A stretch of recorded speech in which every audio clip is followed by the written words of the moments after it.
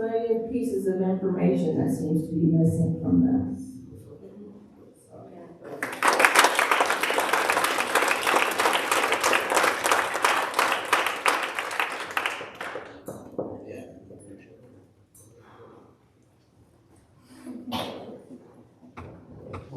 Michael Hearn.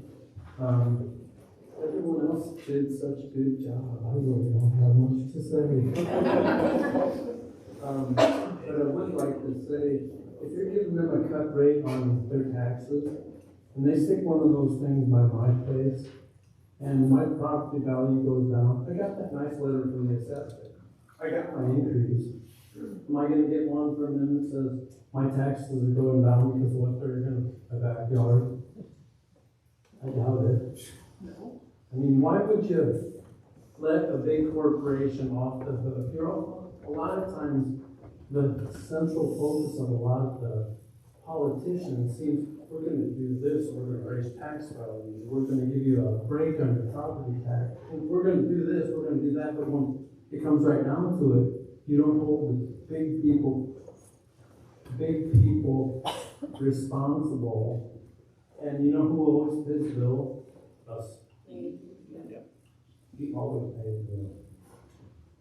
So I would just ask that you would at least be reasonable and take 180 days to find out all the details, because there's a lot of negative in it, pretty much.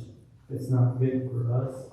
It's not good for the land. And I am one that also doesn't want to tell someone else what they can do with their place. Well, when it spills onto my place, I don't want to pick up this shit.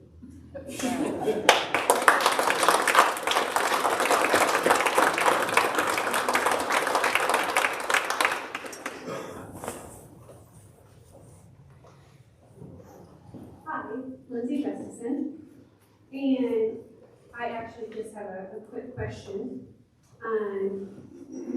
So when the lady just asked if there was any conflict of interest, and y'all answered no, I was informed that you have a brother who works for wind energy. Is that true? I have a brother-in-law who worked for the wind project in Lake Park, Iowa. He left employment January 1st. He now works for a biodiesel company in Galway. Okay, I just need clarification. Thank you. Thank you.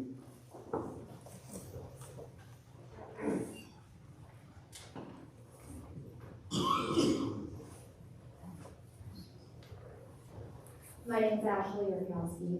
I guess clarification from her raises another question. January 1st of what year did he leave the project?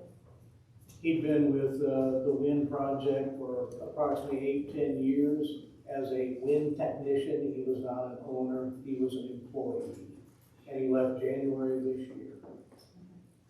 I guess I've been coming to these meetings since 2019 when the first ordinance was passed. We had a lot of group discussion that day, and it was very clear that we even asked the lawyer in the audience that we could change the ordinance at any time, amend it. It would be very simple. Since 2019, I have attended many meetings. I have talked to many neighbors. I've attended on Zoom, in person. I've spent time talking to Chuck personally in the courthouse yard after a meeting, trying to explain to him the property lines, the zoning map that we had done completely, the measurements according to the Page County ordinance that is on record. And multiple times over, he told me he didn't get it. He just couldn't understand the property line and the liability it throws on to the non-participating landowner. I have watched people come up here and ask multiple questions.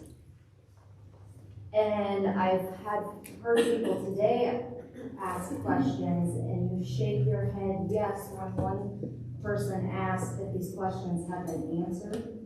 Since 2019, I haven't heard an answer.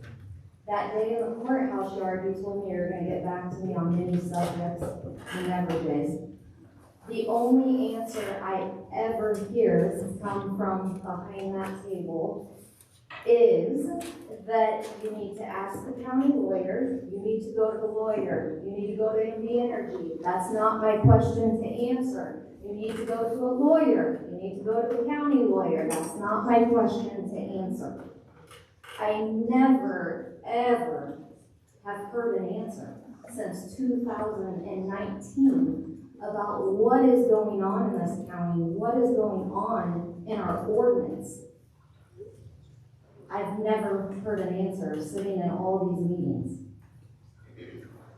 You've said, like everybody, I don't think I need to go over, the ship has sailed, it's over with. As Caitlin said, we all have followed your direction since 2019. I kind of am a little disappointed in myself because I feel like a sheep that you keep pushing me along, keep telling me to come and we'll look at it when a project came to us, and which I knew in my mind it was too late.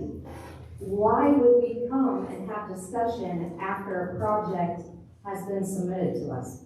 Why would we not spend the last 2 years looking at this, trying to come to a compromise that we have all asked for? But instead we have been labeled bullies, anti-wind, radicals. Nobody has came up here and been radical except talk with passion, because this is their farmland, this is their families, this is where we want to live for the rest of our lives. So we have passion. We are not radical, we are not anti-wind, I am not a bully.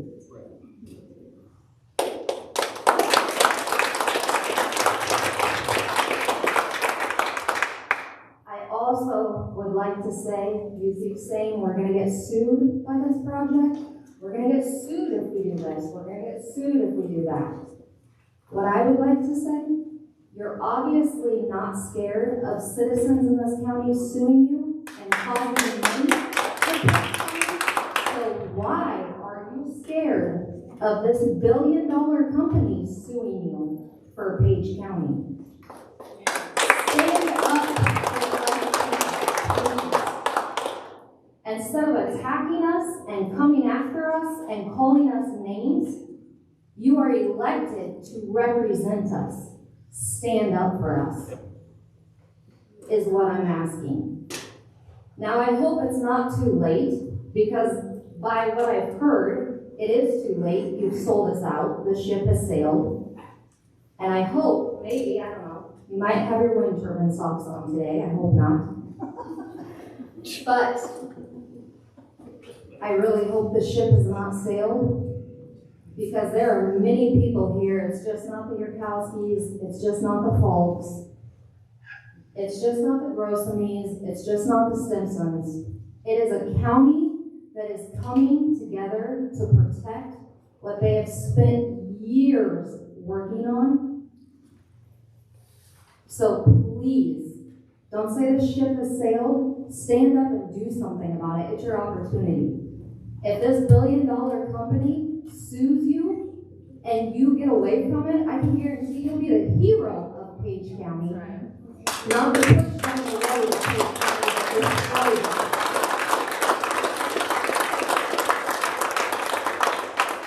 I am in favor of a moratorium, and I am supporting that. And I would like there to be research done. I would like everybody that has showed up here today with questions, I would like to hear the answers to them. Yes. I've had the same questions in 19 and have never heard an answer to it. Not once. About the decommissioning, about if there's already been paperwork signed to where we should be worried that our county is getting sued. I have never heard any answers about the height of the turbines. We need to figure that out before they start signing paperwork. We need to figure out what the height of the turbine is going to be, about the decibel noise. It says in the ordinance, I think, I don't know, somebody help me, a normal decibel? Who determines that? We have asked that over and over. Who determines the normal for me? I want to know that. It's under normal operating conditions. Who defines Who determines that? Who determines that for me? Who am I putting my life in the hands of to determine that for me? Can you answer that? Is it a lawyer? Do I need to go talk to the wind lawyer, the county lawyer? Is it a lawyer? Who is it? You have a problem with a sound, and the turbine is disturbing you, you first talk with the wind company. Ask them. But hold on. Yeah. So I'm trying to answer your question. I'm listening. Okay. I haven't interrupted you. That's that would be the procedure. Now, okay, now I want to say something. The ordinance has a 55 decibel thing we talked about, and it's in normal operating conditions. If I circled, I went through that thing again last night at midnight. That's where we do it there. So if we think it's a concern, we better spell out what normal means in the contract. Normal's not spelled out. We're going to let them spell it out? Right. The liars don't better know?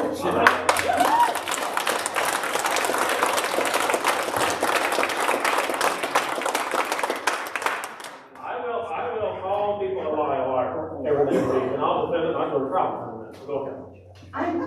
This just arises another problem for me. We have concerned citizens standing right here. I don't think I've done anything to disrespect any of you. I'm speaking from my heart. We have citizens clapping, and I have seen this at multiple meetings since 2019 when I come here. When people get passionate and clap, what do? You look for the sheriff. That is not my son. There you go, that's my daughter. But you look for the sheriff, Joe. And at other meetings, you've never heard my dad or my daughter, and you still look for the sheriff. Okay. So please, you've been disrespectful to people too. Please ask for a moratorium.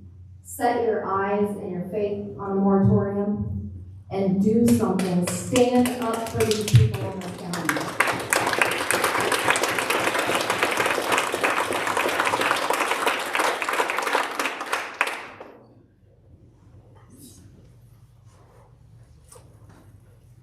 Hello, my name is Allison Hartstack. I actually wasn't even planning on being here today. I had to get a new tab for my vehicle, so lucky me. So I'm not originally from Page County, but my husband's family is multi-generational. While I can't speak for the entire Hartstack family, my husband's in my position, we are for property rights, but we are not in favor of with the wind turbine project for multiple reasons. We just don't believe that they're efficient. We believe that they're only going in because they're subsidized. I work for an ag company, a seed company that has a platform that is modeling fields and looking at the topography of the fields and trying to understand how water is moving. And so you could think that we're conspiracy theorists, and that's okay, but I'm skeptical that how deep are these turbines going? 100 feet, 150 more? That you can drill that deep and not affect the way water is moving through the soil. And so Jane talked about Iowa being bread and butter. When you look across the footprint of where these turbines are going, me and my husband are skeptical that there's something more to this, that we are trying to disrupt the most productive farm ground in the entire world intentionally. And it's just hit me a little hard recently watching what's going on in Ukraine. And livestock farms being bombed, bridges being bombed, churches relief being bombed. Now, I'm not saying that this is comparable, so please understand me. But taking out the most productive land in people's livelihood and their food supply, we see that as a huge concern. And so that is only one reason that we stand against the windmill project. But I want to tell you another story. So I did, for a short period of time, live in the Oak Park neighborhood of Chicago. And we are certainly not here to talk about the first thing. I found it interesting because a few people here recently have mentioned the tax value of their land or their property. And my uncle told me, as we were walking to the subway, he said, "Allison, look around you. What do you notice?" I'm like, wow, this is a really diverse neighborhood outside Chicago. And I'm sure, the majority of us in this room are white, but I stand confident that all of us know and understand what the term white flight means. The neighborhood of Oak Park, Chicago, as diverse people were moving into the neighborhood, feared white flight. They were concerned, the people in the neighborhood were concerned that their property values were going to diminish. Okay? So Oak Park did something that was very unusual at the time, is they guaranteed or insured property values for their residents. And what that did is people were no longer scared to stay. So as people of different backgrounds, different skin colors moved into their neighborhood, they stayed. They allowed other people to come in and live next door to them, but it maintained their property values. And so I guess I mention that because that is one of the many concerns, is the county going to consider, or would that be a possibility to consider, insuring or guaranteeing property values? Because the wind project, I'm sure, is going to tell you the property values will not be affected. So what is our local responsibility to make sure that that happens?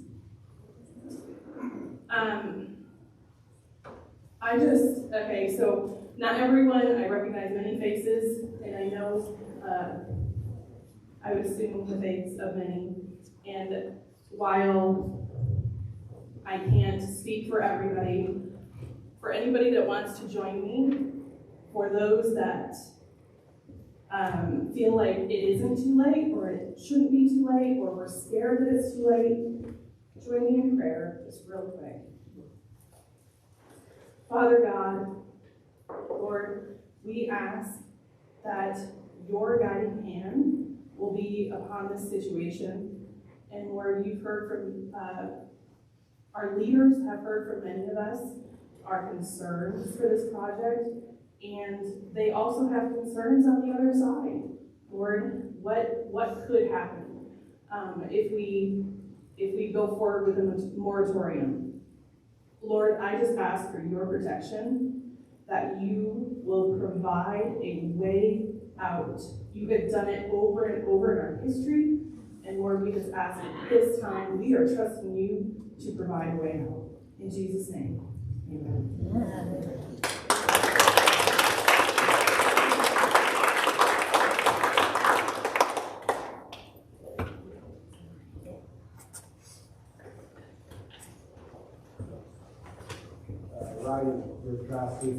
The lawsuit has been thrown out there several times. Chuck can say we can't change ordinance because of the lawsuit. We can't change ordinance because of the lawsuit. I just want to maybe bring it into a different perspective.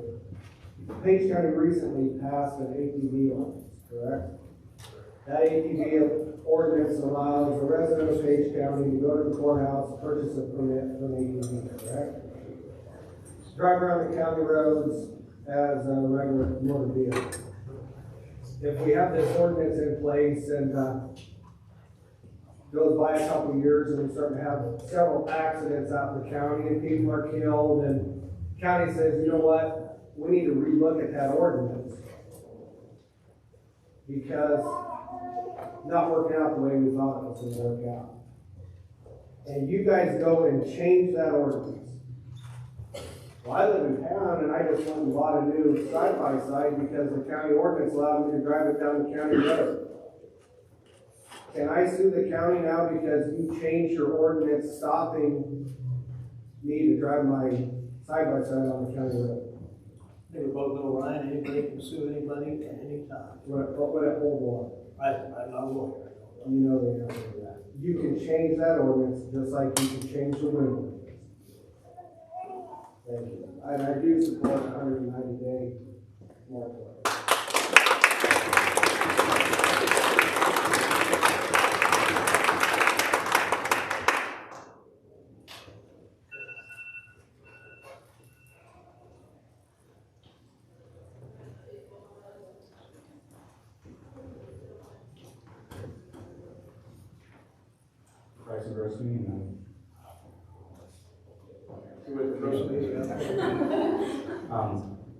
I guess I heard you say, I'm not aware if they can sue last week's meeting, more interesting meeting after that. I heard you say, go talk to an attorney several times. I guess I'm in favor of the moratorium because I'm tired of hearing, go talk to an attorney. I want the attorney to come talk to you. Yes.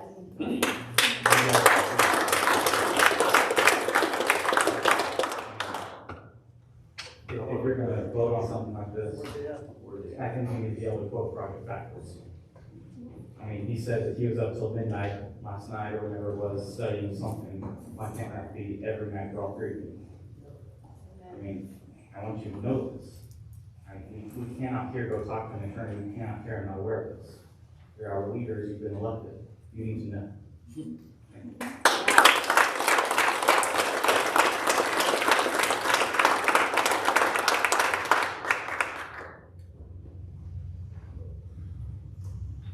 Anybody else?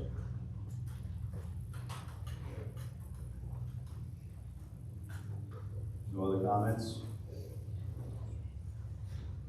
Okay.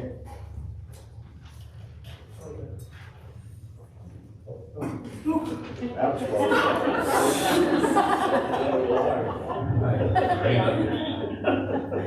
You need to get your breath. slow down. Yeah, right. Deep breaths. I drove my tractor up here, so it took me a little bit to get here.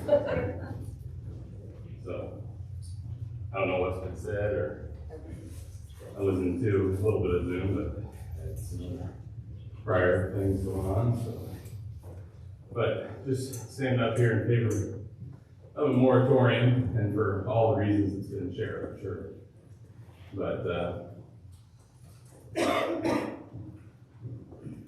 I don't know what the goal is once the project is presented and how quickly the turnaround expectation is to vote yes on the project.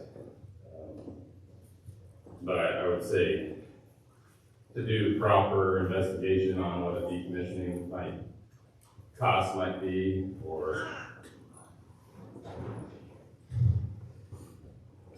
just a thorough investigation into every aspect, really. Would take probably months, in my opinion. Because these projects are 50-year projects, or probably 100-year, because they'll just kind of get re-updated and something new will come out. And so, and the money will probably be attractive for those people. If they're signed on now, they're going to be attracted to it maybe later, I don't know. Or hopefully not. They'll see what it was like to live around Turbines for 50 years, or they'll all have moved away. Or,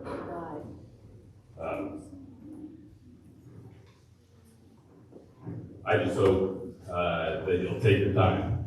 I hope that you'll take plenty of time to make a decision. I hope that you'll approve a moratorium, so that you'll have plenty of time to go out. One question I have for you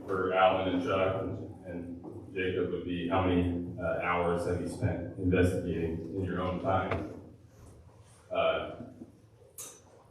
the different effects of turbines. I've done hours and hours of research from turbines in Germany and Wisconsin, and seen a lot. It's heard the personal testimony of a lot of people that have lived through it now for 10 years. And Germany's had it for 50, 60, 70 years. I don't know how long they've been around. And you've heard from, I know, Murray Thornton was over here last week. Lives on Highway 2 over there in Taylor County. That's personal testimony. I think personal testimony is more powerful than anything.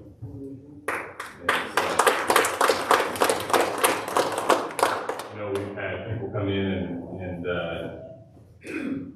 that we've invited on our side that have done studies and have interviewed people personally and have gotten some real feedback that was real negative on the effects. I know that Energy or Tenaska had a professor from Iowa University, I think, come in and speak as well. Then we found out in that same meeting that he was being paid by Energy. Yeah. And so those studies are almost moot because they're being paid. Maybe there's some valid points in there, but once you take money from a company that's trying to sell turbines, then you can't really even take their take on it. So,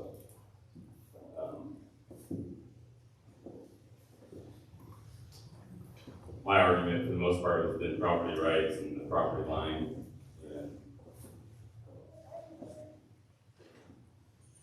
I don't know of anything in America where the liability of your neighbor could pass over to my property and affect it in such a large way. So, we do know, I wanted to get a gentleman here from the Illinois area to speak, and I don't think it's going to work, but he personally saw his home property value drop by 50%. He had put in $90,000 into the home, and he is an engineer, and so he went into doing some research, and he asked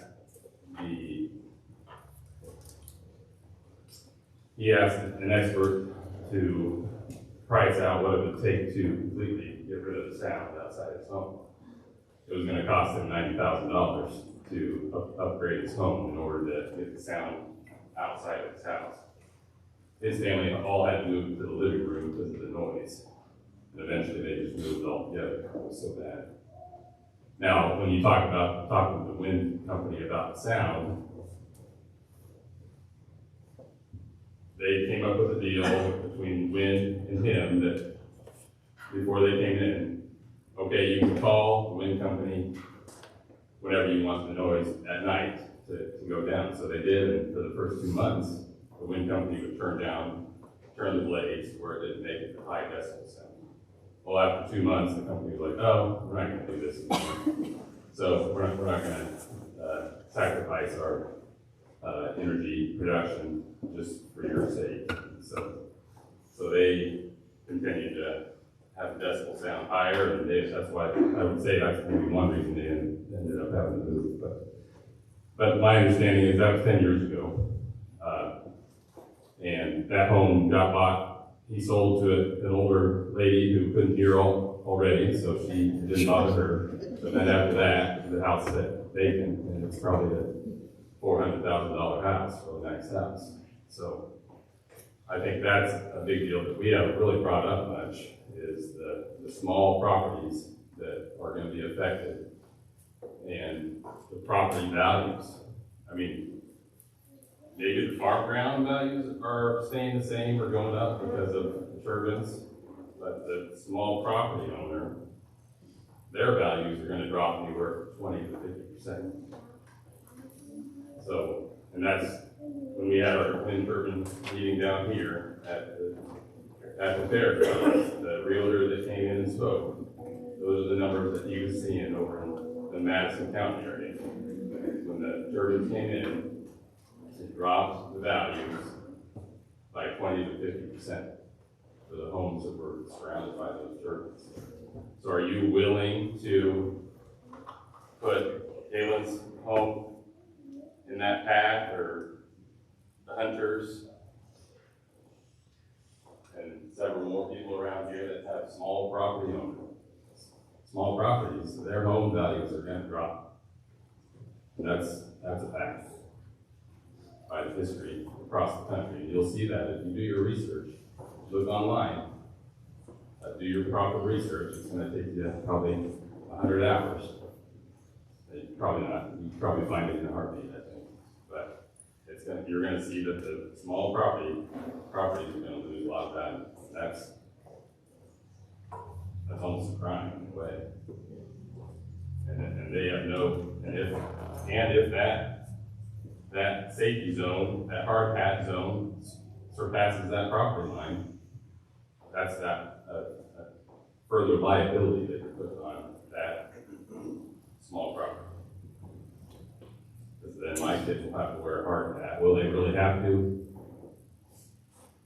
If you're going to follow what the company suggests for their workers, then yeah, maybe you should. But so the liability, the property line, the fact that it's going to affect the property value, the home value, that much more. Hopefully the taxes would drop for those people. I mean, that's probably something you should put into the ordinance or something where these small property owners should probably maybe not pay any property tax anymore, because their value of their home is going to drop so much that that should maybe be the trade-off. I don't know what to think about. So, thank you. Thank you.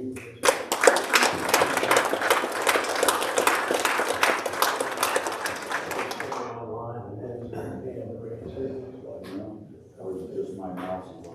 It's not too late. My name is Greg Muller. Looking around this room, I guess I would consider myself, or be considered. Our family is a large landowner in Dade County. And at one time, when windmills were being looked around, I thought what a wonderful way to add some revenue. But as time's gone on, and watching these other projects go, I realized that was fairly selfish in my mind, because I didn't at one time consider the small landowner. And that from what I see, these are the ones that will be affected the most and have the least amount of representation. I've got enough acres on our family farm that I can pretty much insulate myself from them. But there's several here that cannot. So those people are the ones that you should be thinking of probably most of all.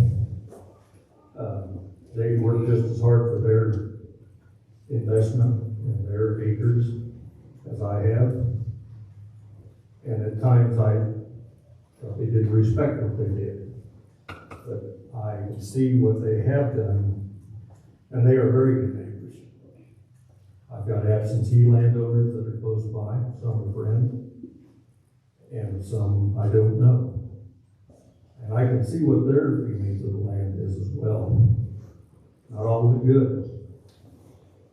So the three of you need to be strongly in favor, or think highly of these small participants here, because they've got, for lack of a better word, skin in the game, and it will affect them dramatically.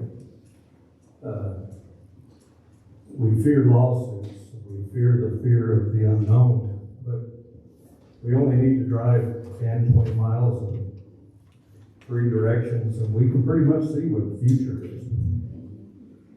And I'm opposed to that, strongly. I've had people come up to me that have been told that I signed leases Where did they get that information from? Because I have not, nor will I ever. And I'll make that promise to several of my neighbors that are here. I will never allow one on my property because of just the business that they're in, where they're willing to tell other people things that are not true.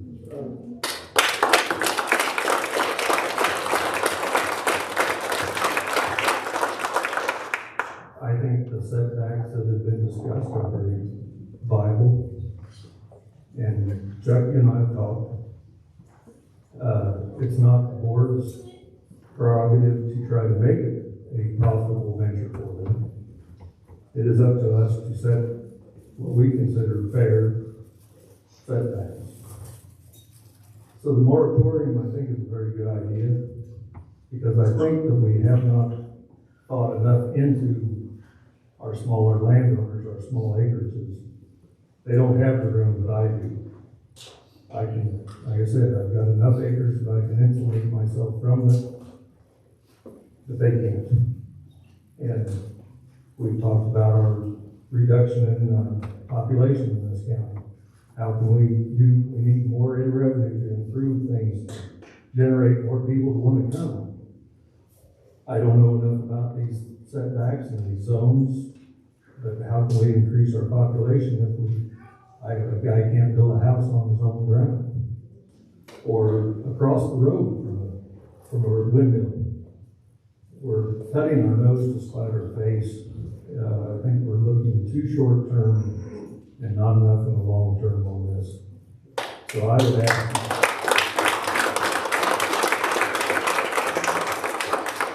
I would respectfully ask you guys to take a little more time on this. There's nothing going to be harmed if the windmills are to I-80 and Page County still doesn't have one. I think we'll be all right if they do.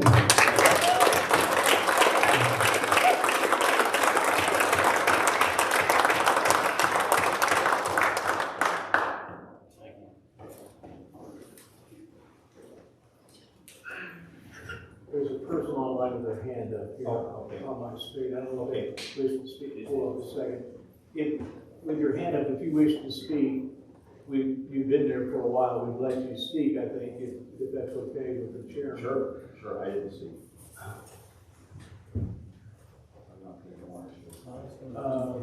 And they're not identified, just a Zoom user, they have their hand up.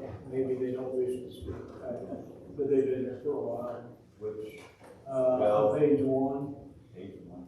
On mine, I think they're all different. If your mouse goes over though, it makes it look like there's a hand. I don't see, let's see if there's anything on chat. Do you see that? And maybe they don't wish to speak, it's all the hand. Okay, I don't think so. So we'll disregard. Sorry to interrupt, whoever was next. Yep. Yeah, sorry. Yeah, go ahead. Jennifer Sells, I live between Flint and College Springs, and I just want to thank you, Greg, that was great. Thank you, everybody that has stood up and spoke and defended not only my rights, but everybody in here. Look at the support, look at how people have come together and stood up for this. It's really amazing to me, and I just want to thank all of you that have worked so hard to do your research and get the word out. Whether, I don't know what's going to happen, we don't know, life can go on either way. I don't want the wind turbines, but it's a little out of my control. But thank you so much, everybody in here that has stood up, spoke, done your research, done your homework. That really means a lot, because, I mean, I personally haven't, but by coming to these meetings, I've learned a lot, and I appreciate you guys.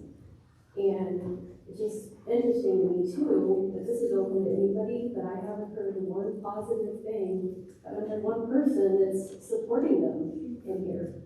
I'm not sure where all those people are that signed up and that want them, because I haven't heard anybody say that. So thank you. I think it's neat how it's brought people together and people have stood up to what they think is right. So all we can do now is pray, and hopefully it turns out for right thing, and that small landowners can get some satisfaction, get some setbacks, and hopefully we can stop it all together. So that would be my prayer for this. Thank you.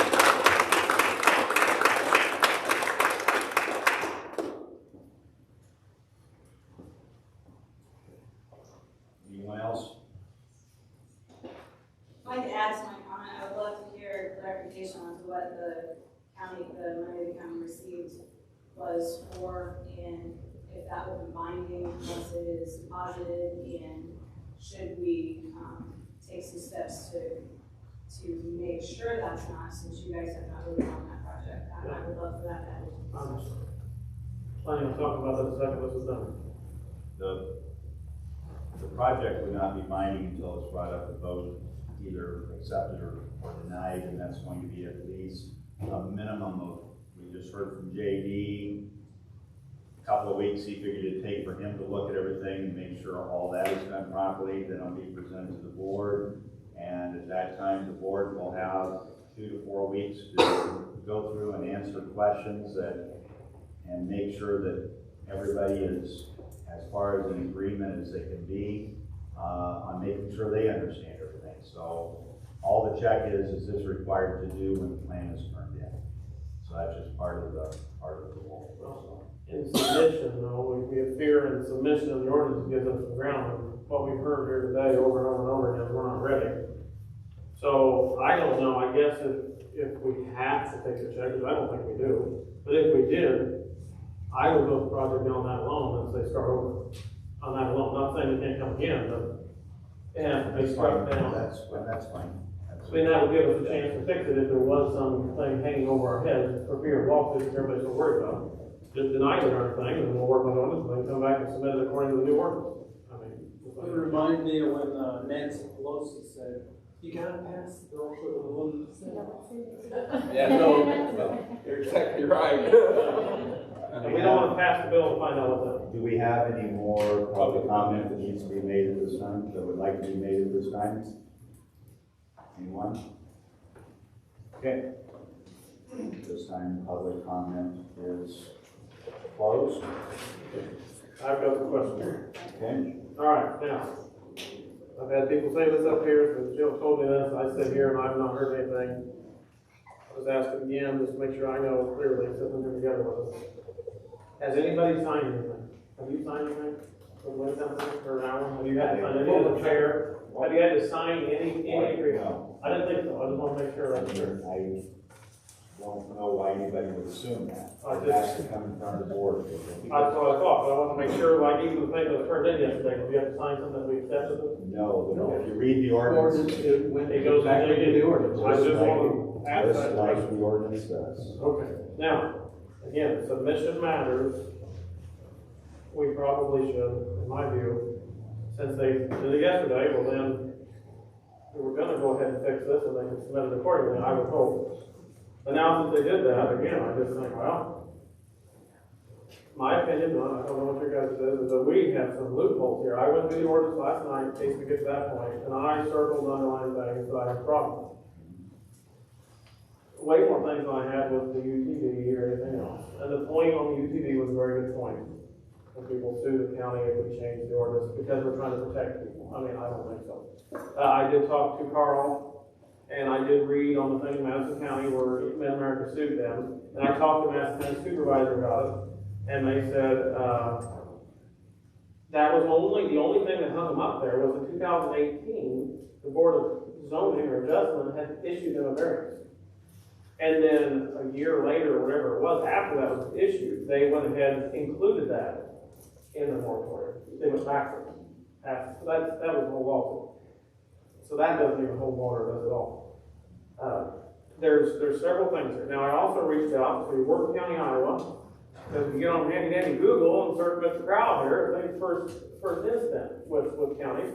And I had an email sent, and I sent it to you guys, and I just, on the way in here, I talked to him this morning before I got here. And here's his suggestion to us, the board, because they're in the middle of this. They already have a wind project there with this fine company over here. And what it says is, it was nice talking to you on the wind turbine issue. Worth County has been dealing with Infinergy on our last wind farm and the possibility of a new one. I highly recommend that Page County has their ducks in a row when it comes to dealing with anyone in the wind turbine business. Our latest farm is a mess. Well, it's on Amazon. It's probably going any further. When you buy something on Amazon, it has 1-star reviews. How many of them you order? How many 1-star reviews? I haven't heard 5 yet. I've heard 4, I've heard 3, I've heard a lot of ones. Okay, this is a supervisor in Worth County, I talked to this morning. We have some residents with a 500-foot tower, 1,100 or less from the front door. One resident has 3 towers from 2,500 down to 1,000 feet. And Energy blames Mid-America, and Mid-America blames Energy. No one is taking responsibility. Now those people have to deal with it or move. So the residents of Page County, I urge the supervisors to slow this process down and make sure that this matter is taken seriously. Let me know if I can help with anything else. I only talked to him on the way here. I didn't have enough time to talk to him very long. Emailed another email. Because this morning I was telling you something about road issues. They were not doing their fighting over roads. And I think, if I understood correctly, they're threatening a lawsuit right now, is what he told me this morning, on the roads deal, because they're trying to make a fixed roads like Oklahoma did. And they're balking on it, like they did to us. They did not pay what we asked them to pay. Stop on that, please, for a minute. Okay. JD, I need I want to clarify this issue, because there's some misinformation. I said, go ahead, JD. JD, we had as I remember, $43,000 of damage or a bill from Manat for grinding that road up, which was not pristine before they started running rental. Did they break their agreement? And I don't believe, Yes. I don't believe, when it comes to the road, yes, they broke the road agreement. There you go.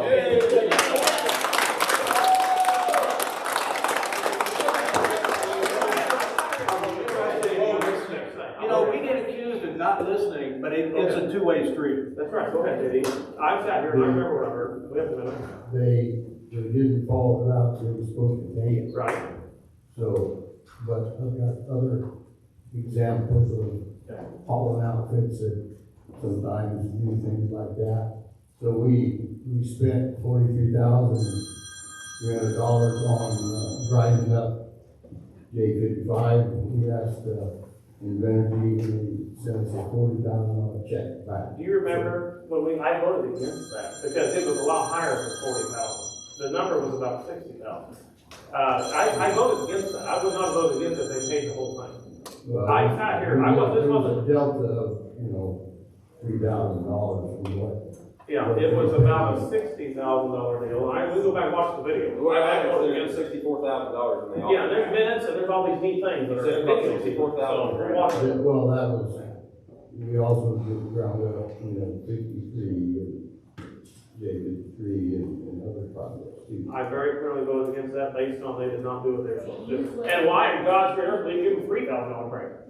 When I break a rule or a contract or break, it costs me money, and it costs me every bit of that money. If I speed, well, I'm going to get a ticket. I got to pay the ticket. So, Then should we start sending bills to the quarry and we had drivers who? We had an agreement.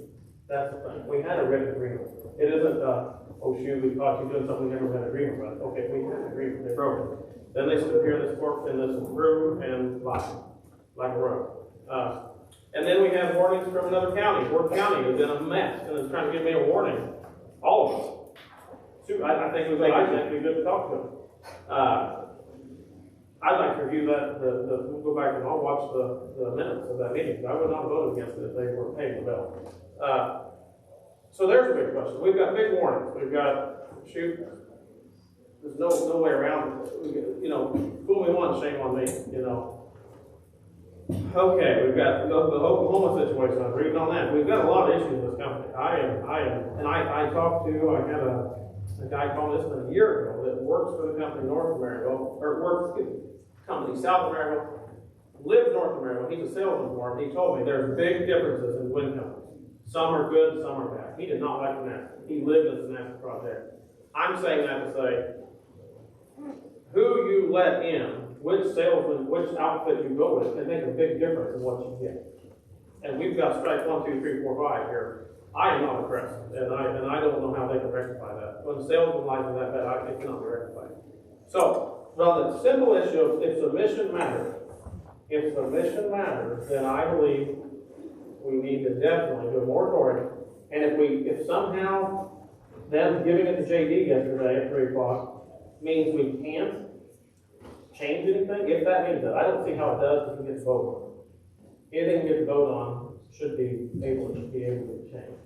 But if it does mean that, again, I reached out to Carl, he acted like he doesn't think we can, anybody can sue anybody like Chuck does, that's very true, or anything. But as far as I tried to run this past him, which he was here, I don't know. I tried to run this past him over and over again. How can we be liable for something we never signed? I don't understand that. And he said we aren't. He said they can sue if they want, but he did not see an avenue to really win, because we haven't agreed with them.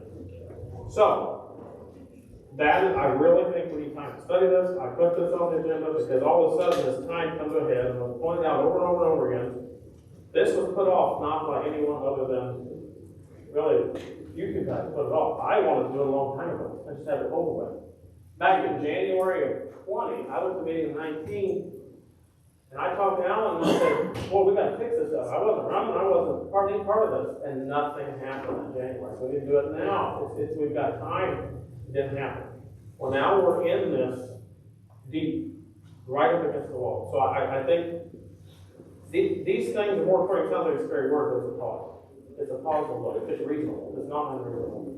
I really, there's a lot of moving pieces here, but I think we need to pause this thing. If we don't do this, I'm going to go do this in line by line.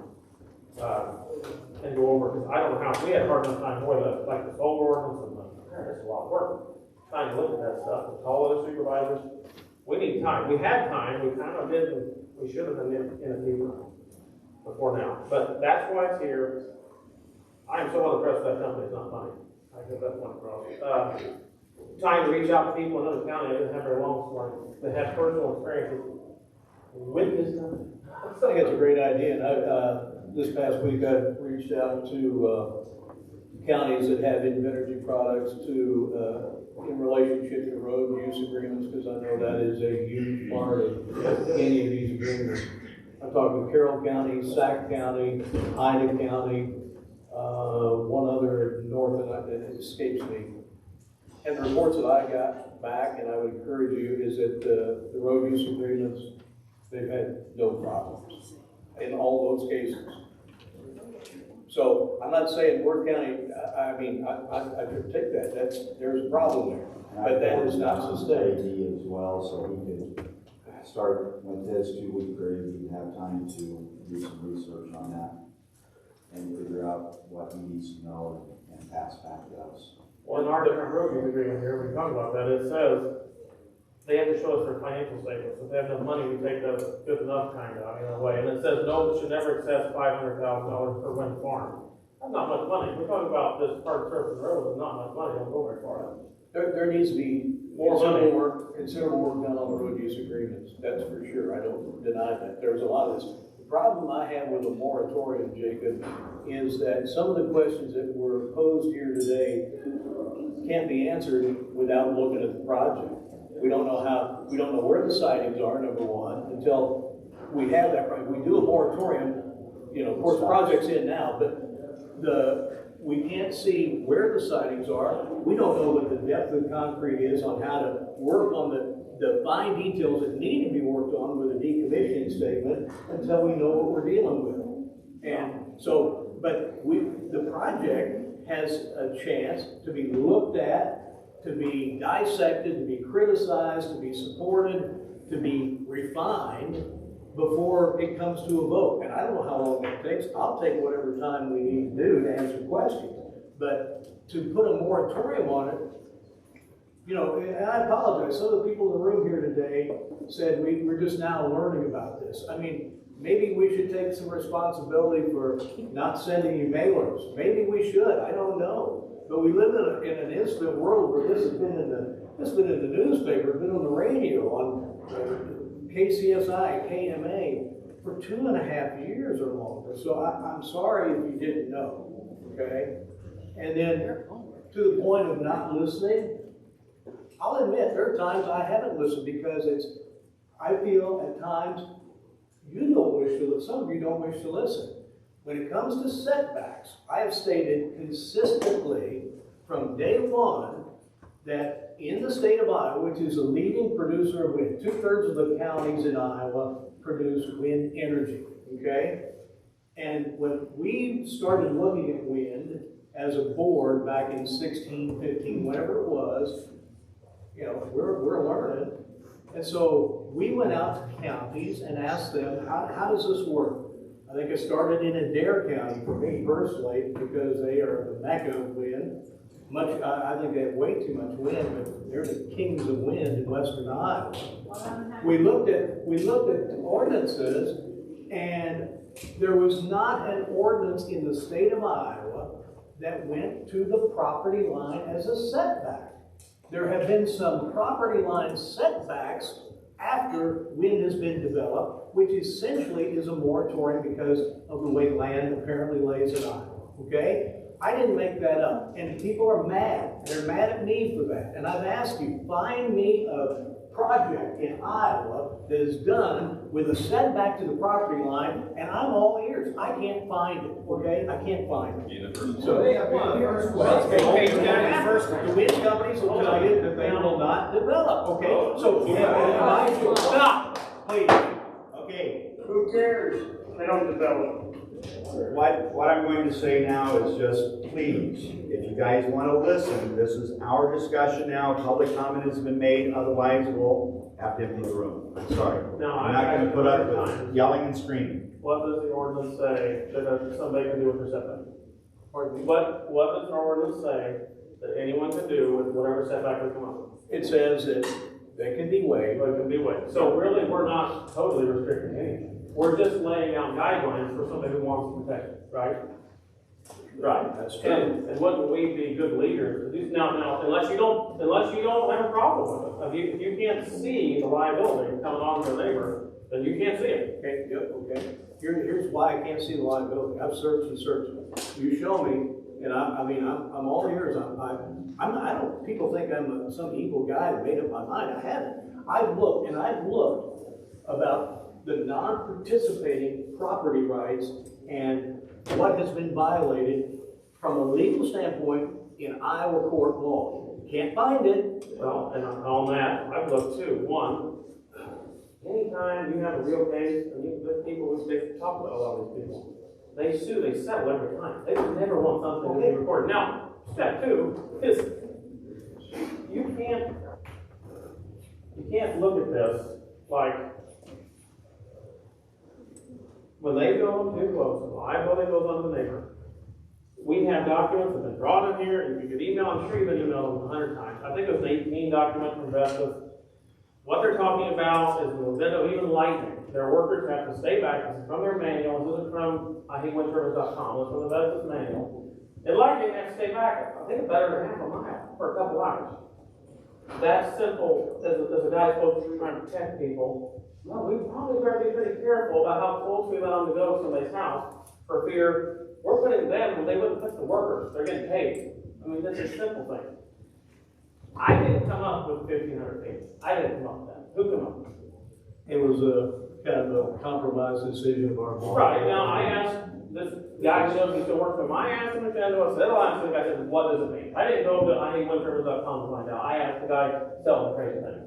And he said, setback is for noise, ice, nuisance. It would drive people crazy to be much closer, now, especially when I'm getting paid to dime. That's what he told me. So I said, you came up with the number, I didn't. Why in the world would they be measuring the property line? And then they can give it up if they choose to, and then there would not be who knows how many people in their house they didn't talk to. If they would have been forced, if our ordinance said 1,500 feet from the property line, then they would have said, well, shucks, we got to spend a few thousand more, we got to go talk to these people and tell them, hey, you just happen to be, or we're going to be encroaching on you. Would you be willing to give this up? It's going to be handy for us to build right. It would cause the conversation, put us out of it. I've said this over and over again. It would be I believe, totally the right thing to do. And it leaves it up to the landowners. Each one of them, they both get talked to, they can decide. People might participate. They didn't get talked to. They might not. That's their right, because I don't believe they should be encroached on like that. I have been considering, you say, let's see the plan, let's see the plan. Well, yeah, it'd be handy to see the plan, but really, you also say, we're going to sue, we're going to sue, we're going to sue. We better put the brakes on this thing so we don't have any get in this go too far. Now, I've had concerns raised to me, and a lot of these things haven't been brought up yet. Okay, in the last week, the letters we all three received. That's what I tried to count. We've had maybe 25 that are concerned about the ordinance, if I count that right, and 4 that are like the ordinance. Of those 4, one's from Des Moines, some outfit that promotes wind turbines or something, or business. A guy that lives in town, Shenandoah, somebody in North Carolina, the person lives in Fremont County. That's four. Now, we have variation of most all these, I think, live here, some of them are in town. We have received an email from our auditor's office with concerns of the ordinance. Something yesterday, our assessor has raised concern with some issues possibly that we need to look at. Who? The assessor. Okay. Jason. I got an email yesterday. Maybe y'all did. Wow, we got some things we gotta look at here. This is probably the biggest thing, longest term thing, maybe supervisors have to deal with. Maybe. I don't know. I mean, this is a pretty serious thing. I'm very nervous about, because they're happy to sue, that's apparent. Love doing business with people like that, happy to sue. I'm very concerned that if we don't be very careful how we word this, that we get our time, and we present to them, this is what we believe is fair, then they could draw their claims accordingly and come back to us, and you know what? I said all along, if they respect the property line, and they come fair and right, nobody gets abused, I'm fine. But if they abuse somebody, if one person gets ran over, I'm not doing it. I will not allow one person, we have individual liberty. Stood on that all the way through. So, that's a problem. So I'm just very nervous if we just say, oh, don't do a moratorium, oh, let's just trust these guys, they'll be fine, and we'll critique it later. I think we might be opening ourselves up, as you warned, or lawsuits. So I think the moratorium is in place. I think this right to retract, or whatever this said on a check. I know when you take a check, you can cash it, something happens. So I'm not about cashing any check. We don't need that check. It doesn't need to be cashed. So whatever our legal rights are there, if we have 3 days, I do not want to send a day. Would you agree to that, Alan? That don't just a day? Would you agree to not even cash a check a day while we look into it? I don't see any reason why that check can't be done. It's supposed to be. I mean, tomorrow, let's have a minute to look at it. What, Jacob, if we don't see the plan, if we don't do the check, why are we even here? We're here to fix the ordinance. So then when the next company comes along, or they come back to the table, we've done it. You know? That's the whole point of this.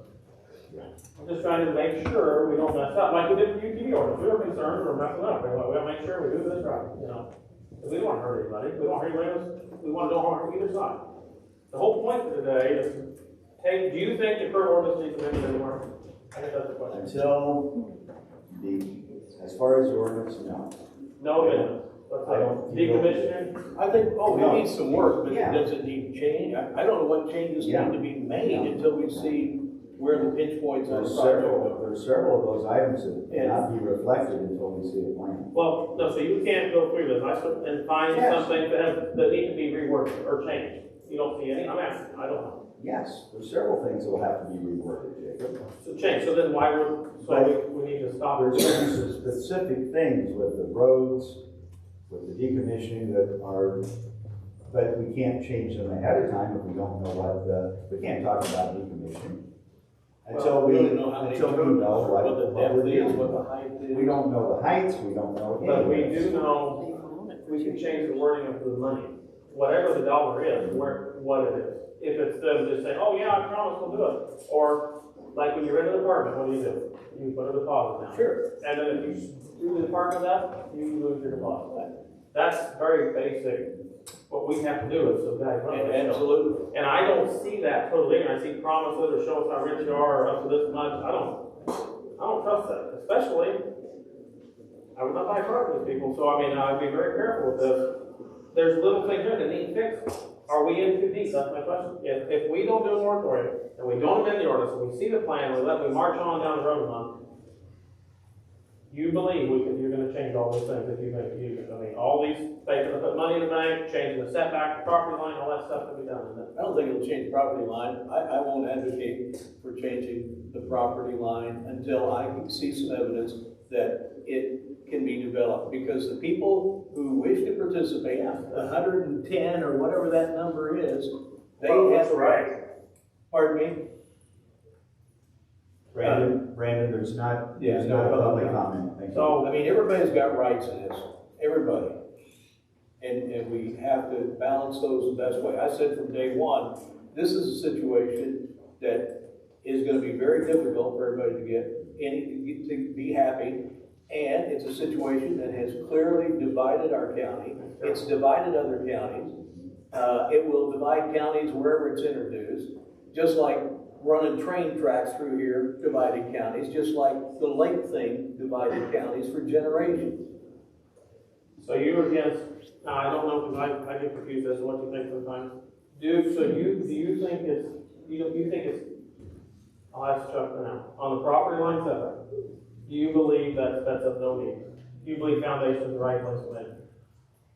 At this time, yes. The foundation. But there again, if there's people that are going to be affected with current settings, then that may be an issue to decide for me in voting for the plan. Is the potential of the person enough? Why is that not enough? A potential of the person. Potential of a house, the potential of having. Somebody wanting to build somewhere sometime. Yeah, I think you don't. I don't look. So they lose that potential, because if there's no home on there, they get the height of the turbine of the fence. And so by our own admission, we have 1,000 foot or so, that the guy with 40, 85, whatever, he loses. And you don't see any value in that. You see no value in his right to build a home. Or a barn or whatever. You don't. I'm not seeing that chicken. Well, I'm asking, I don't want your words around, but by doing this, we're doing it. So if we amended the property line that anyone can waive, if that was gone, it might change things, but it's there. Anyone can waive this. Anyone. So all sides. So really, we've done nothing to set a safe parameter that they can give up if they choose. But if you guys aren't in favor of doing anything like this, then we're kind of wasting our time. I'm not in favor of a moratorium. I'm in favor of looking at the project, having very difficult and tough discussions, bringing the people back to the table, seeing where the issues are after we know the reality of what we're dealing with in this project. In each project, future would be its own separate entity. There's been some concern about, is this the beginning of opening the floodgates? Are we going to be like Adair County? Each project is a standalone project. And so I think we need to look at it critically, think about it, have these discussions, have an opportunity for people who now know that they're getting turbines to step up and tell us why they are interested in this. So, like even on the decimal, it says for any normal operating conditions, that's just a giant, I'm not aware of a loophole and a half, that's a gate wide open. Okay, and a lot of people have a 9 decimal, like we heard the guy talk about, when he's miserable, when they turn it up and make money. These are things I see that are problems. There's things with roads are problems, like we said, there's things with decommissioning problems. You want to look at it, so you're telling me when we look at it, and we can black and white point out all kinds of problems, and we change them, and they're going to have to go redraw their plan? I think. Well, I'm just going to say, those specific items that you just went through were specific if somebody had a turbine placed 1,500 feet from their house. If they're 2 miles away, I don't think the decibel issue would be a concern. I wouldn't assume it would be. But for those people who are, is what I'm saying. But how do we know? We don't know any of this. I mean, that's the whole. That's why you do the ordinance, so you don't have to stop here. It's just, we got to have this discussion now, not later. That's kind of what we're talking about now. We've kind of waited too long to have this discussion. Unless you're if you think this is concrete, you two want to vote it through with concrete? I want to have discussions that are based on a real project with real concerns, not hypothetical concerns. We have a lot of people in the room that I know they have a right to object to a project, certainly that is their right, but if you live north of Highway 2 right now, we cannot deal with your concern until there's a project in your area. So, anyway, Mr. Chairman, could I please do an email to the DCAP board? There's a meeting I'm not going to make here. So if you're, with your permission. So, we made this. This is something I didn't make, actually. You guys looked through a couple years ago. The reason we're upset is that this is what is law on the land right now. Why? This needs fixed before the land is changed. It needs fixed before the project's approved. It needs fixed before the project is approved. So anything that's not being approved by not doing a moratorium or by taking their check. That's very clear. Reread the ordinance. Well, so you're standing on that? So we can amend this anywhere we want, we see necessary, and then they got to go. Then we would then flunk their project because they have to go redraw. We can't pass the one they put in. If there's any problems whatsoever, if you find a problem, you don't have. You can go ahead and go forward. How do we sign it? We wouldn't vote for it. You vote it down. Say no. Yeah. And then we'll rewrite the We'd ordinance. say no, Jacob, that's all we would do, and then it would be up to them. We can either approve or deny it. It's simple as that. Well, the current setbacks and the current money that's set aside and all these things, they need change. And I believe we need a moratorium in order to have time to change them, so we don't, I fear we do expose ourselves to legal damage in some way. I have that fear. That's been brought to me mostly by what I hear coming out of here. But, you know, some fear of this thing, I don't understand how it happens. So on that, I would make a motion that we place a 180-day moratorium on the submission, acceptance, and implementation of any wind energy conversion system applications, as well as any regarding of easements, while the ordinance is reopened and reviewed for a minute. I would make that motion. I'll second. Okay. Okay. Any more discussion? Firmly believe we need to do that. Any more discussion? I heard that. Okay. Let's do a roll call. Yes. No. No. Okay, let's move to the next ordinance, or to the next approval, placing a 90-day moratorium on submission, acceptance, or implementation of any WECS application, as well as any recording of easements while the ordinance is reopened for review and amending. Any discussion on that? So Jacob, explain, how's this different here? It's the same thing. I put on 90 days. I thought you might think 180 days is too long. I was just trying to find time to get this done.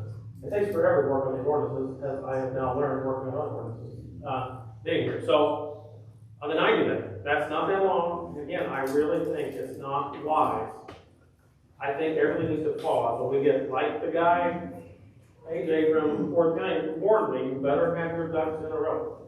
Because they didn't, and this company right back here did, we can have it on that. So I make a motion to place a 90-day moratorium, 3 months, just to study this and fix our ordinance, and then let them come forward. I make that motion. I'll second. Okay, just for discussion, I just want to share, if I knew I could look at the plan and have 90 days, it'd be different, but I know that if we do a moratorium, then I'm not going to see that plan. And yet I can do 90 days and look at the plans and decide if I want to vote or not vote. So I'm sorry. I struggle with that, and then we could look at the ordinance and see what it says and then picture what it means. I just don't understand that. We don't have to see, yes, they give us a plan, I'm gonna find, I thought it'd be easy to find somebody who can run over, even if they lose the right to build. Sure. And that's, It'd be very easy. And those are not hypothetical discussions, those are real discussions that we can find some sort of specific. So. I think this is the wiser way of doing it.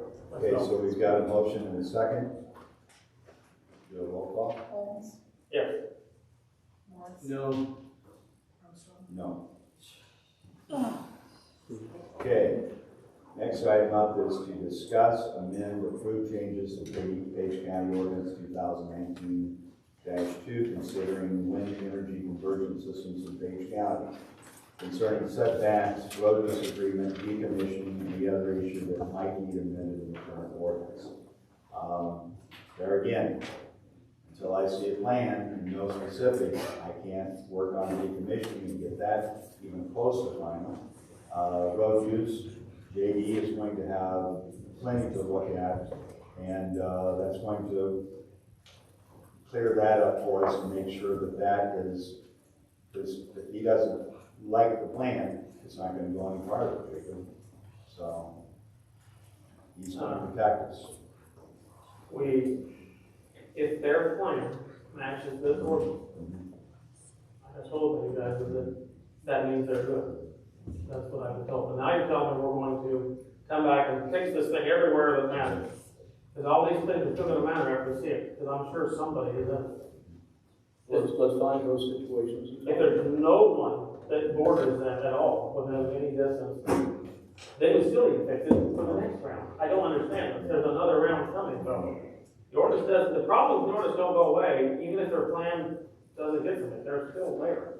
We just lucked out, we dodged the bullet. So I believe it should be amended. I believe it should be amended to the property line, the setback, whatever is safe between the property line, with the right of way. Disagree with that? If I thought, Yeah, right of way. You disagree with it?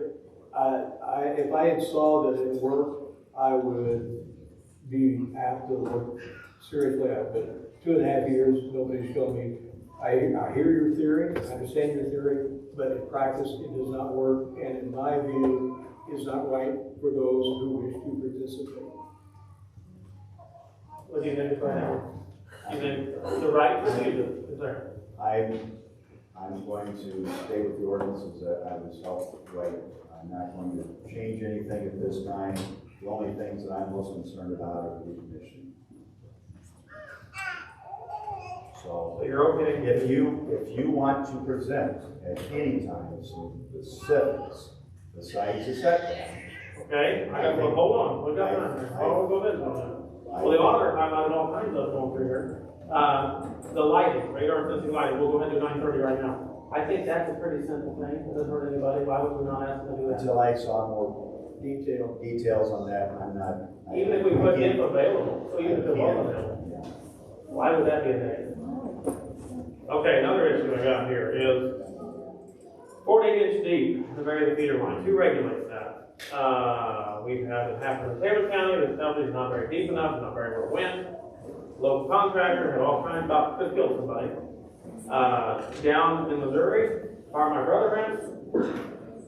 Talking to them, I'm working on it, they're building right now, we put these things up here to go 3 feet deep. Okay, who regulates? Like who puts meat to this? Who enforces it? Are we going to go out and enforce these things? Who does that? That's a huge gaping hole in this thing. Even with good intentions, we've got holes here. But I don't know who enforces it. Somebody's got to carry it out. Who enforces it says operator shall take reasonable steps to respond to the complaint. Who enforces that? How do we make that? It says the operator takes reasonable steps to respond to a complaint. Who makes that? I don't know. I mean, how do we, our ordinance has all these things in it. Again, it says, these inhabited structures of non-participant landowners, and our handy ordinance says, which is able to be occupied, which I don't like that, which such residence, school, hospital, church, public library exists as of the day the WECS application is submitted to the county zoning administrator. So they're defining these things, we're doing setbacks on them off of when it's submitted. Do you have a fear of that being a problem? I finally found the email. I've been looking at it and listening to you, but I need to let them know how to. Oh, that's okay. Does that bring fear to you? I'm still sections are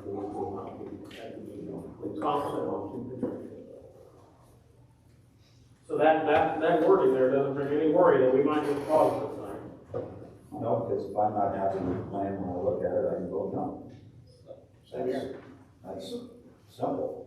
And I'm not going to, Jacob, I'm not going to get into an argument over things that I can't see. Well, I'm sorry.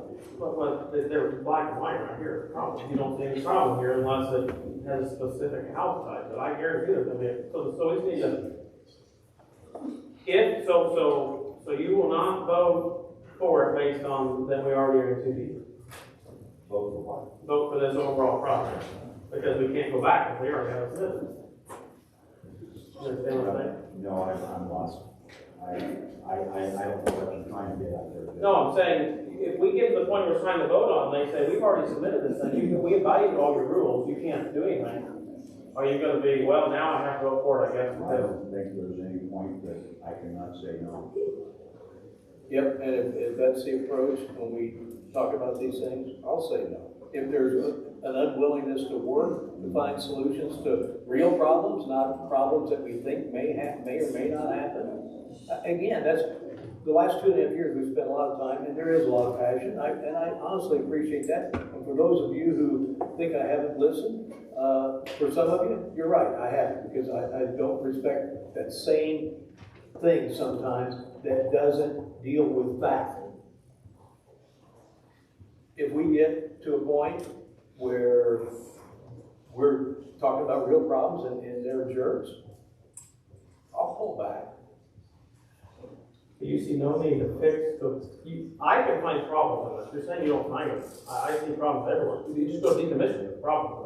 The decommissioning was never intended to be in total detail in the ordinance. That lays the groundwork for decommissioning. That is something that is designed at the point of the project approval, because you don't know You don't know how many turbines, you don't know the height, you don't know the depth. And then you don't know what the best instrument is for that surety bond, that escrow account. There have been a number of financial instruments used in Iowa, and I don't know, a lot depends on what the darn interest rate is at the time we put that agreement together. But Carl will put it together to protect our county, and we will put safeguards in there for inflation factors. And there are a couple different ways you can do it. One I suggest is that we, every 3 to 5 years, go out and reassess what that number is, and then the financial instrument is supplemented so that 20 years down the road, we're not millions of dollars short of what it takes to do it. That's fine. And then the money's there, it's not some hypothetical red cloud. But that instrument is difficult to write in specifics in an ordinance, Jacob, because you don't know, you don't have facts. I disagree. Understanding where money needs to sit to pay for something to get fixed is not, I understand you don't know how much money. But that could be left blank and everything else can be fixed the way it is right now. Before I say yes to a proposal, you darn betcha we'll have that. Well, I'd like to make a motion right now on this right here, because I said this for years, that we amend the ordinance to measure the setback for non-participant to be from the property line to which they may waive, as it says. But just to amend it to say that the number they chose, 1,500 feet, be measured from the property. Is Just change the thing. I'll just need to say, instead of from nearest point or whatever it says, to property line. Take the same wording and just add property line. There already is a property line, it doesn't need to be there anymore. Or delete the one and change the property line is only the height. I wanted to say, I guess I make a motion, I'm trying to do this right, to rescind the foundation line, which I can point it out there, and then add to the property line for the non-participant. Somebody signed up and already chose to do it. Let's see here. Final line. I want this on the record because it is right no matter what they do on their project. Let's see, here's setback.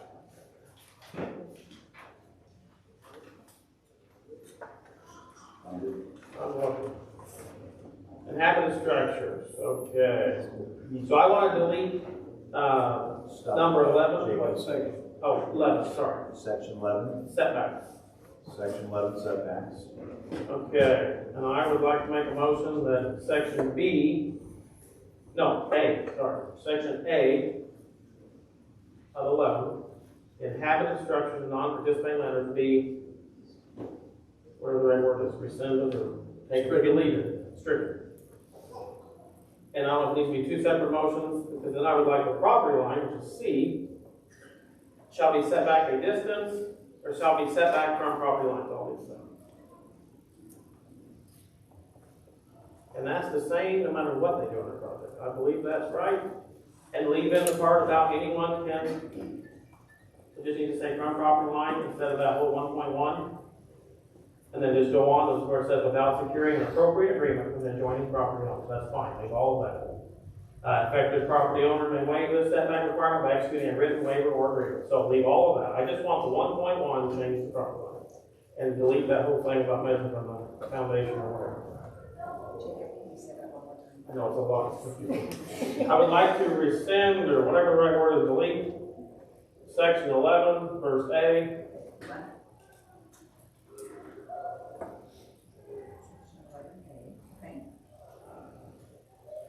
And then I would like to amend section C, the setback for property lines.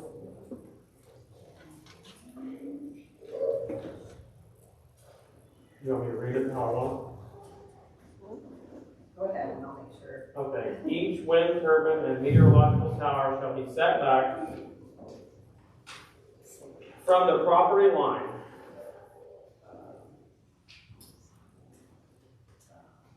1,500 feet. Let's see here. Without, then just start right where it leaves off. Without securing an appropriate agreement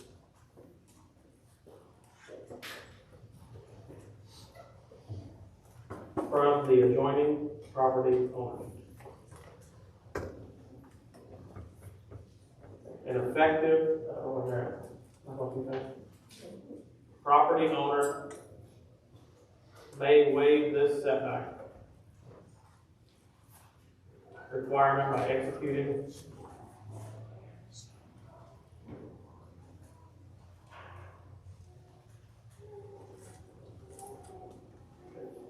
a written waiver or agreement. That is what this office now is.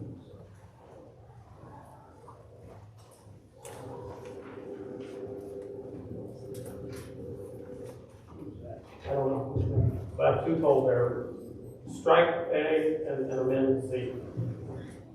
That's the motion I'd like to make on the table. Do that. I'll second that. The battery dies. Reread that to make sure I'm striking A, that doesn't affect me.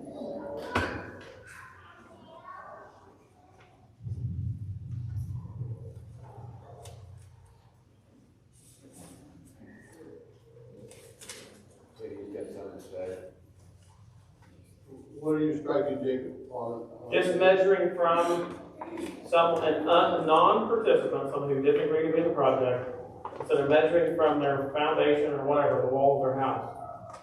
We just go to the property line. I'm striking section A, which gets rid of that. And I would like to amend, just go to the property line, and they can waive it if they so choose. So, all of part A is gone. Yes.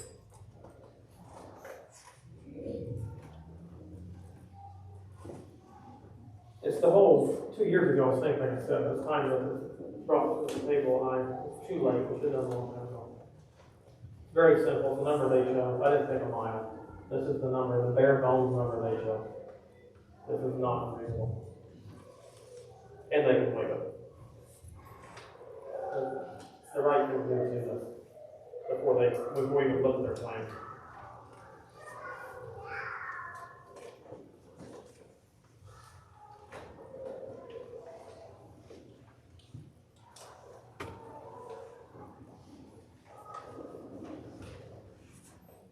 And then what would you add to the C? I would just add, The property tip, was it be set from, I just kind of added from property line. a distance of no less than, leave the 1.1.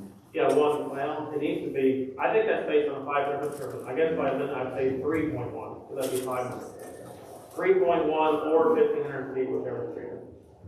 I just say that. From the property line. From the property line, same thing, but 1,500 based on 500, then sales is over that, so I don't really believe it. 3.1 would be 1,500. I'm sorry, I didn't more difficult. I should have typed this up that time. I was hoping to do more touring, we're gonna do this right now. I was not planning on going through this. That's the hill to die on. I think if you see a project that doesn't hold what I'm saying, we're gonna strike it anyway. So I want that, I hope we're gonna strike it. Why can't it be there now? So it'd be 3.1 times total height, or 1,500 feet from the property line.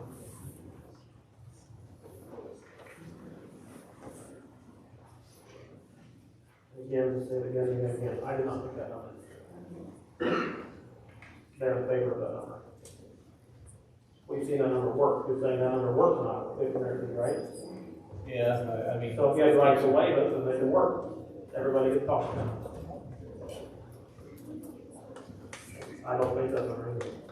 I won't vote for it because I'm on overload. I need to see it. I didn't want to do it today. I need to see it. I want that more work. I need to see it or read it to totally understand it because I've just been too much information here today to absorb it to vote. But if you put it in writing, and send me the email and get it back on the agenda next week, that's great. I'll look at it, but I don't have the capacity to understand how that impacts. I want to look at that whole, I don't want to look at just that section and make a snap decision without some stuff. Is that fair? Well, I think we don't want to leave 1 minute for these people to have an opportunity to get us.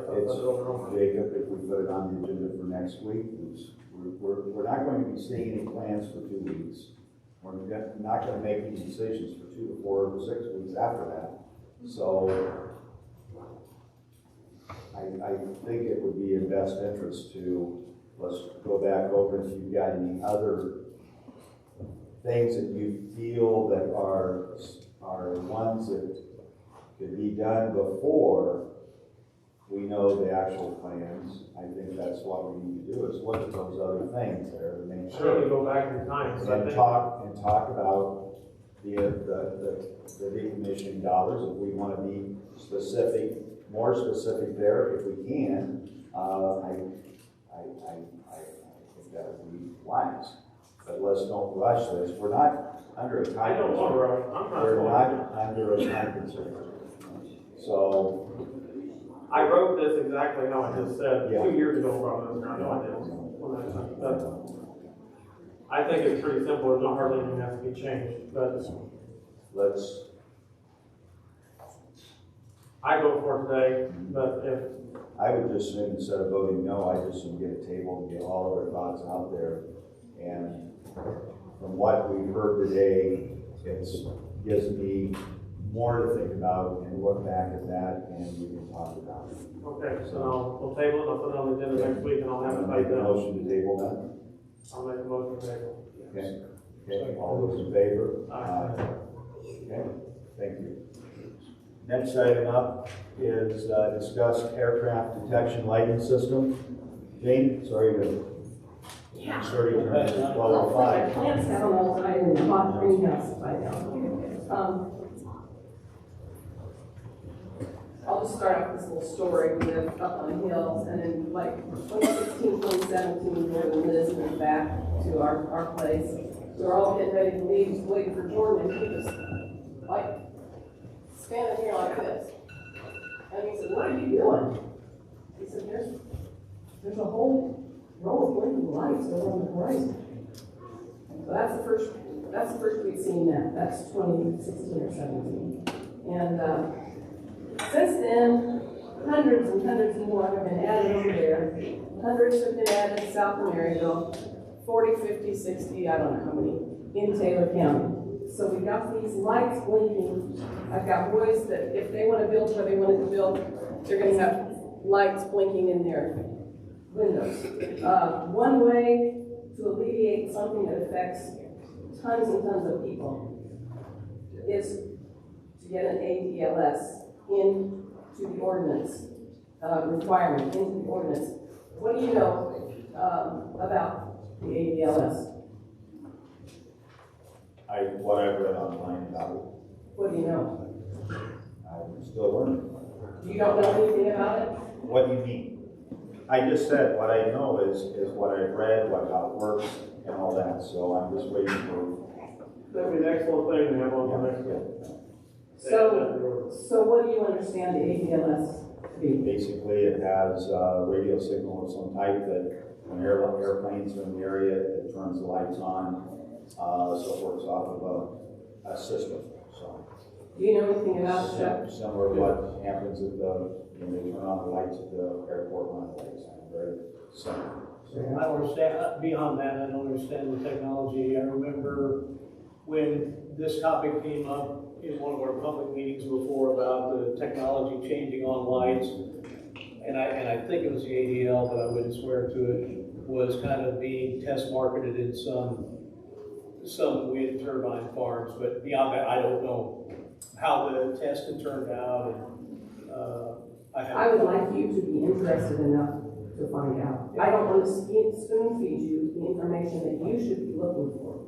I'm not getting paid a cent to do research for you. I want you to do your research. And this is a thing that is real possible. There are counties that have it, that have it in their ordinance that it has to happen for the project to be accepted. That's what I would like to see.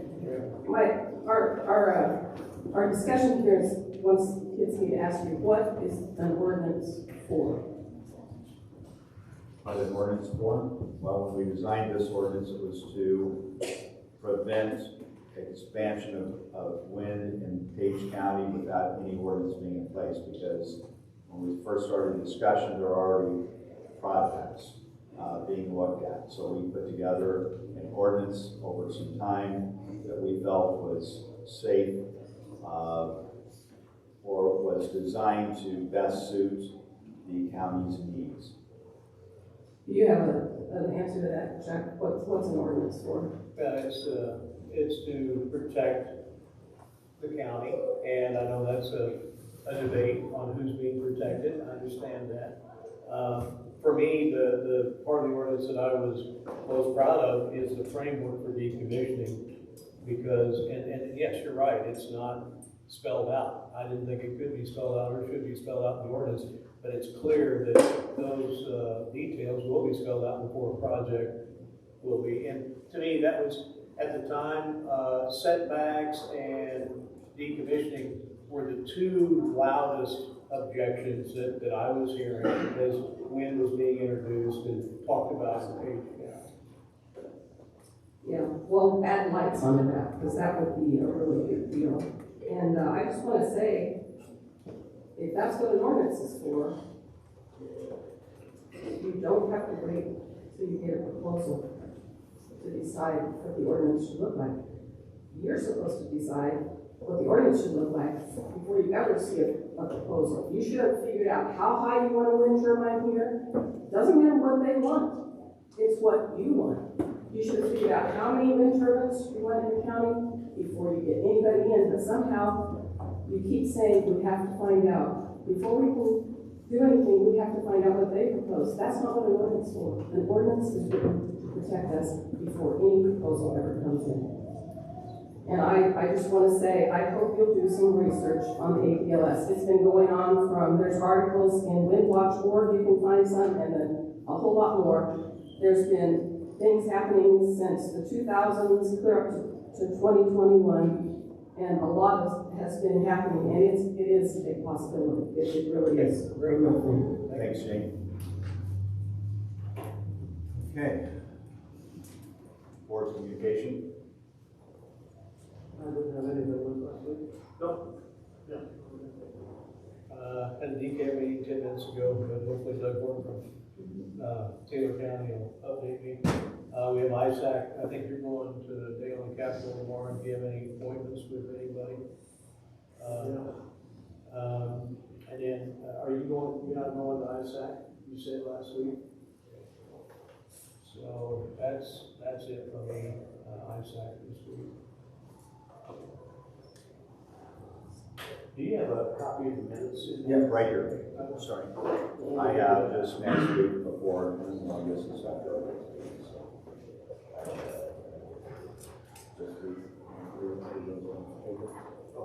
Sorry. I read them all. I didn't get a chance to look at them. Okay, I had one correction I need to find where it was. So the correction that I wanted to, that I think needs to perhaps be made was from our meeting last Tuesday night. And I think that let me find it. Somewhere Dale Folk had made a comment, and I think he was attributed to one of my comments, or I was attributed to one of his comments, and let me see if I can find it. Pass those over to you. Those are letters we received. I forgot to send earlier.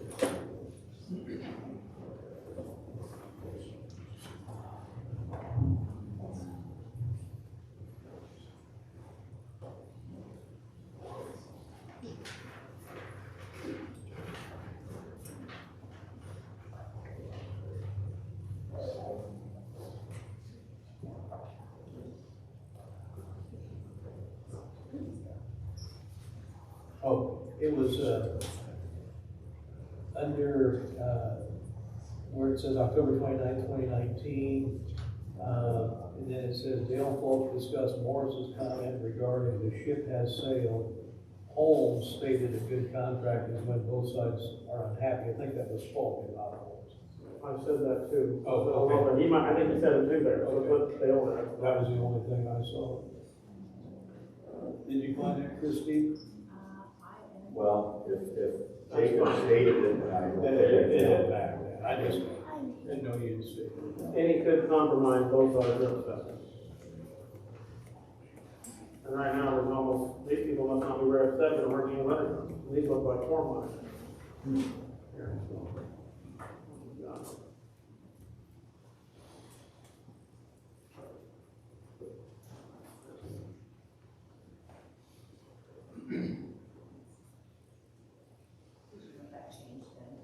No, I guess if Jacob said that, it's not. I think the other two. He's already knows it also.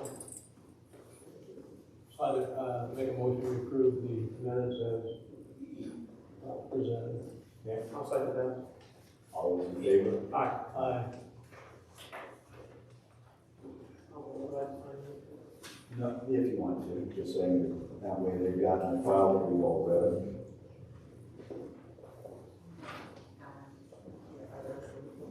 Also, you need to sign, you need to sign.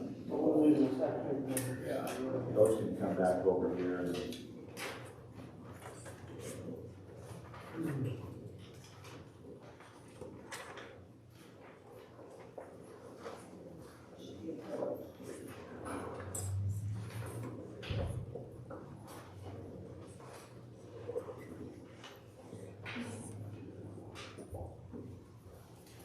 Chris, here, you need those.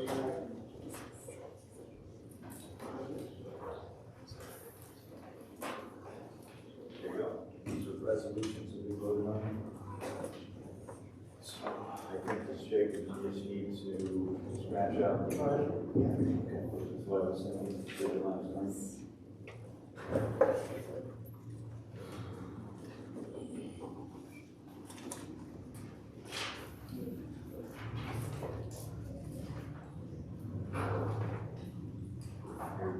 This needs the two letters back in it. Oh, you got it. Sorry. Okay. Anything next week else that you would like on the agenda? No, I'm gonna put on our amending ordinance. Yeah. We write that. Just let, I keep it simple that, discuss approved amendments to ordinance, dated, whatever that is. I don't have it on the screen anymore. And that way, and I would leave it without any references, anything, that way it won't be. Go anywhere. Yeah, that way we can just go to, as you and I and Chuck come up with some more thoughts. Okay.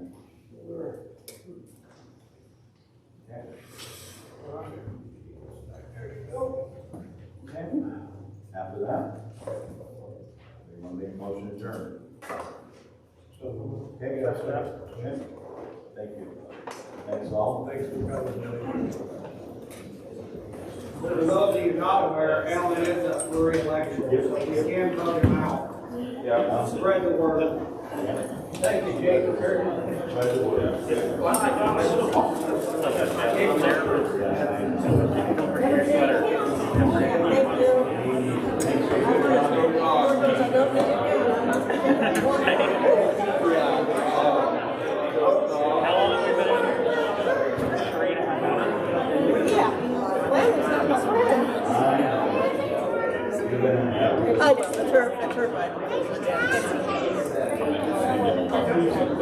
Have you?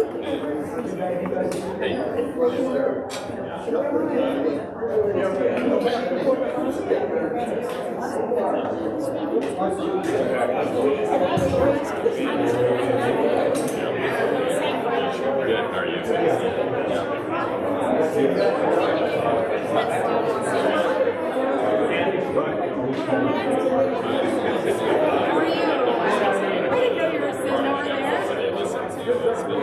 Like being back? You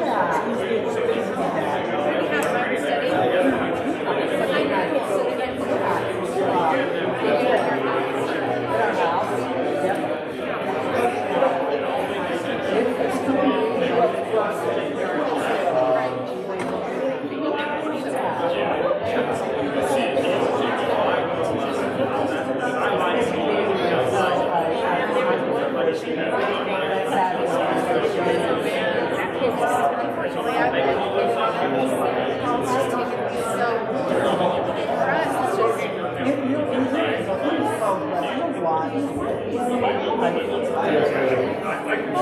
people it's like, they don't want to go.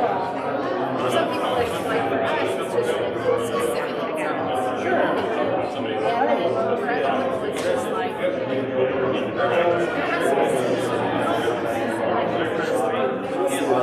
and then people get angry. Right. Because no considering, all that talk, no considering.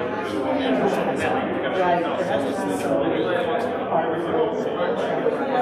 They're not. See, that's why they keep asking me if it's a big sign, you know, so.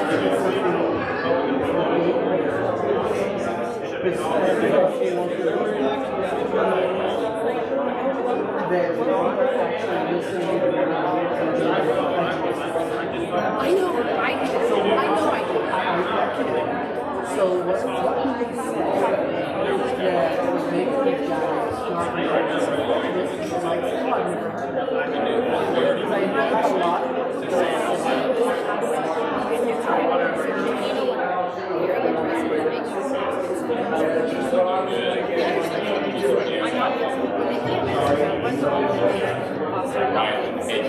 Lots of stuff.